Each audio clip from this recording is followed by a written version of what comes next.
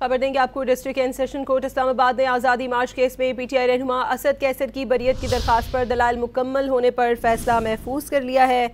आपको ये बताएं कि अदालत की जानिब से महफूज फैसला 10 फरवरी को सुनाया जाएगा।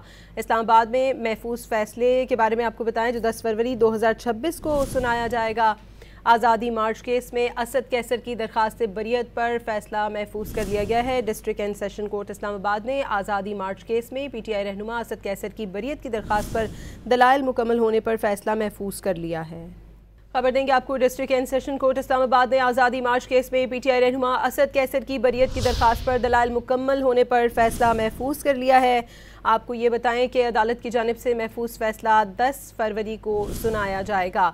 इस्लामाबाद में महफूज फैसले के बारे में आपको बताएं जो 10 फरवरी 2026 को सुनाया जाएगा। आज़ादी मार्च केस में असद कैसर की दरखास्त से बरियत पर फैसला महफूज कर लिया गया है। District and session court Islamabad ने आज़ादी मार्च केस में पीटीआई रहनुमा असद कैसर की बरियत की दरखास्त पर दलाइल मुकम्मल होने पर फैसला महफूज कर लिया है।